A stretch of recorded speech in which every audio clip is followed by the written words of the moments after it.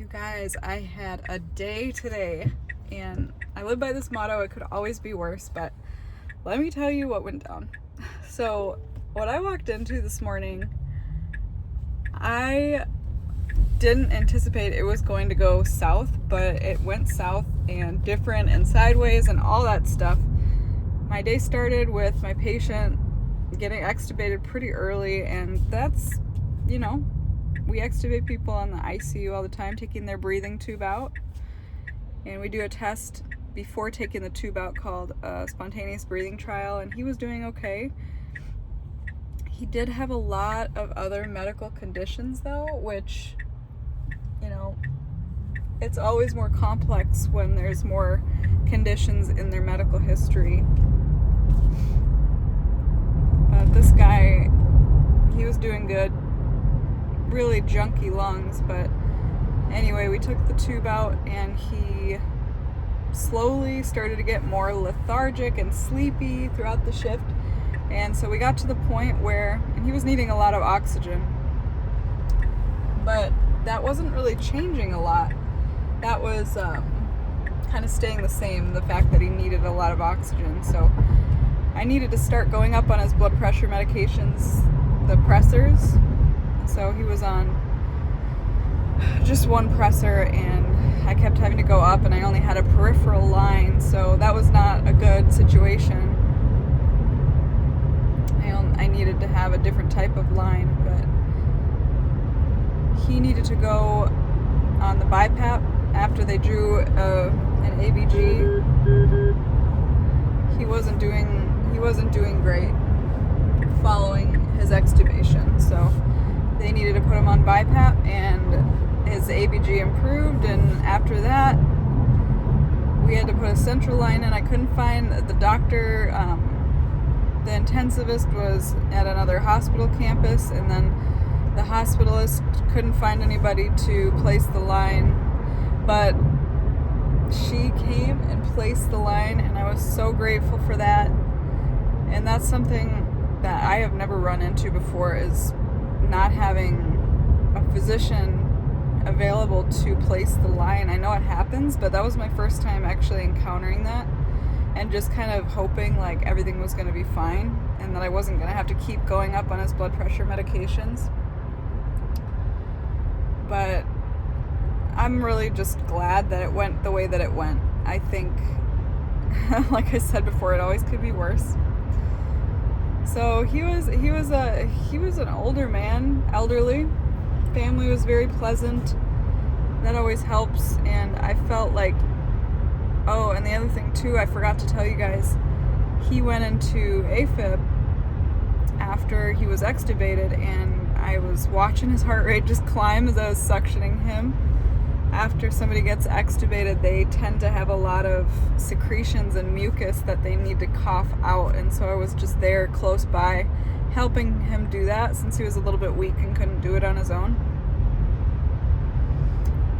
And so he started to have this fast, irregular heart rate, and that is dangerous. So I got an order for an antiarrhythmic drip, and some of this stuff I'm doing for the first time in this new facility, and I have to ask a lot of questions to ensure I'm doing it the way that it's supposed to be done, and that all takes extra time. So it just kind of feels like sometimes you're just running behind all the time, and it just doesn't feel very good, because then people are asking you questions left and right, giving you critical lab results. There's so much going on at once.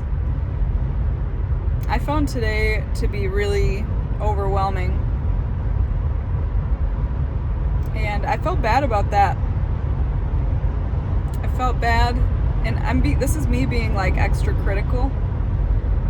I don't want to be feeling guilty, but I think that most of it I've been able to kind of just let go, because I'm doing the best that I can. I made sure my patients were safe. I made sure all the orders were followed. And I asked the questions when I didn't have a clear answer. So I feel proud of myself for that.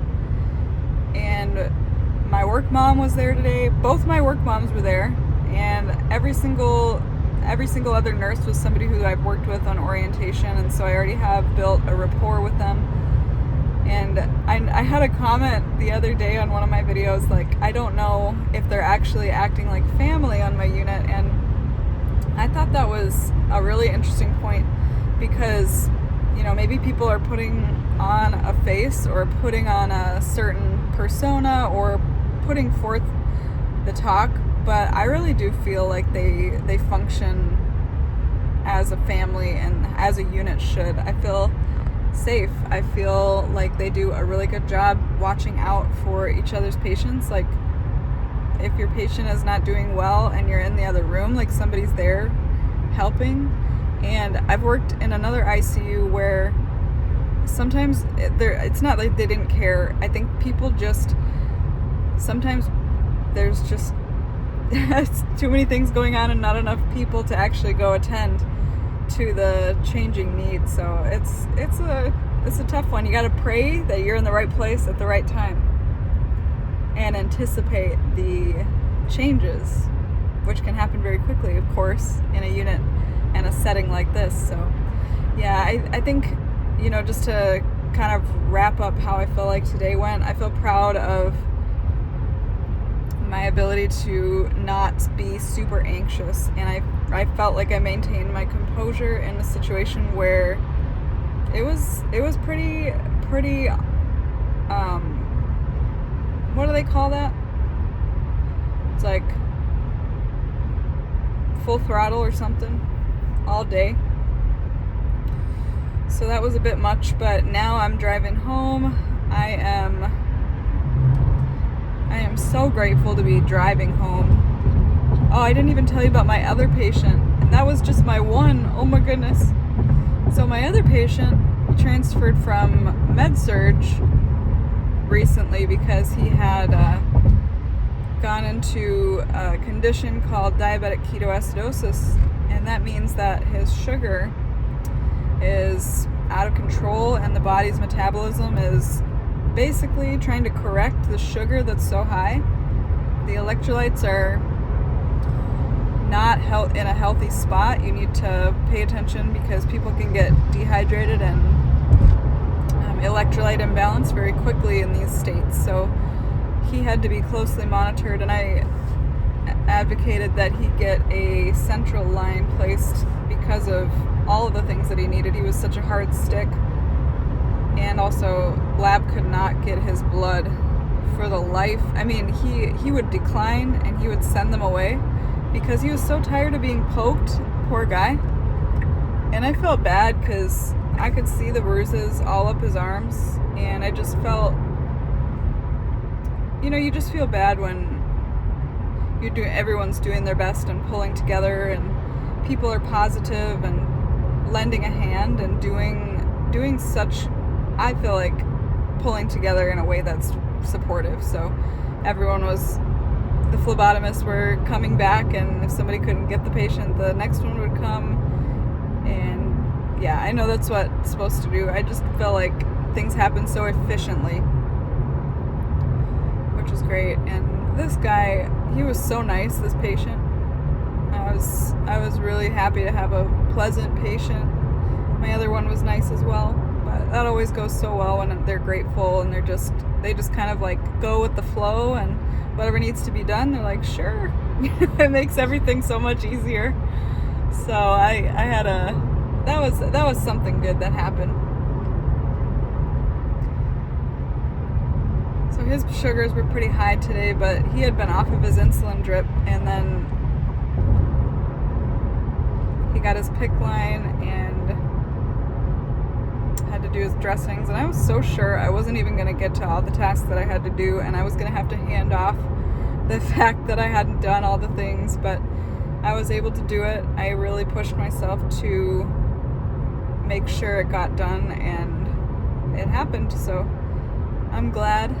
And then the end of the day wrapped up, I got to help the doctor put in a central line to my other patient who needed pressers, and that pretty much took up the last 45 minutes of my shift, and it went by pretty quickly. It was interesting. it's always interesting to assist with a bedside procedure and, be learning and kind of paying attention to how the physicians work and building a relationship with the people that you work with. It's really good. So this doctor, I really appreciate her. I'm new to the facility, and she was just real great. So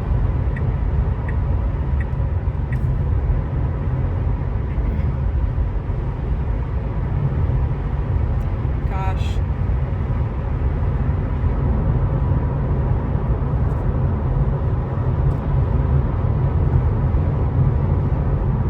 what else happened today? I'm surprised we got breaks, but our charge was really great and helped us get our lunches. And then in California we get, we're mandated breaks, which is great. I think that's one of the benefits of working in this state is like not every state has good laws and regulations in place to protect nurses, and that's one thing that California does that honestly, nursing was the reason I came out here, and it's almost like nursing is one of the reasons I stayed. I'm from Minnesota, and besides how cold it is, by the way, if you're watching and you're from the Midwest, put a snowflake emoji in the comments, and then if you're not, tell me where you're from. And also, like, if you're a healthcare worker, which state you are from.